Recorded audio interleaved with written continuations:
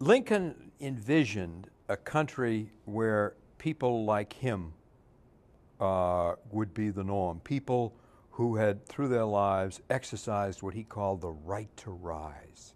That's what the Republican Party was for. And the right to rise for Republicans, and Lincoln drew a model of what he meant by this. Basically, this is saying America had an answer to class struggle. In Europe, you have classes formed, people fixed in their job. Not here. Right. And what was going to make the difference? Well, Lincoln gave the model, and the model was this. A penniless laborer goes to work at a farm, works for a few years, puts some money by. Lincoln says, put some money by. After a while,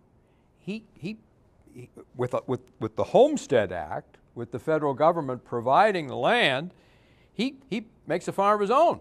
Yep. And he builds that farm up. Sure enough, in a couple of years, a guy comes and says, I haven't got any money, but I can work hard. The farmer says, you can work for me. And that guy works for a while. He puts some money by. He gets his, no classes here. Same thing with a small shop. Yeah, maybe a man works as a wage worker in a factory for a year or two, but he puts that money by. And he gets into his small shop and he goes up, and that's the model. We weren't going to have a class system here. Yep. And men would men would rise. They're like Lincoln, log cutter, ferry boat captain, postmaster, or whatever. All this, and their great exemplar of it was a man named Nathaniel Banks, right, who was the bobbin boy of Massachusetts politics. Started out in a mill in Lowell as a bobbin boy. That is, putting in the bobbins in the like bowling pins in the machines. Machines. Yeah.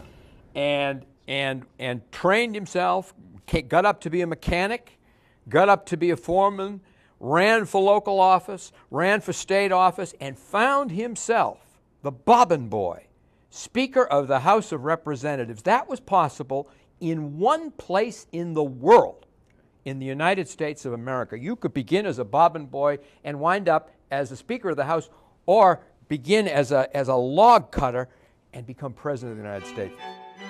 This excerpt is brought to you by the Massachusetts School of Law, the leader of reform in legal education and a leader in multimedia education for the public.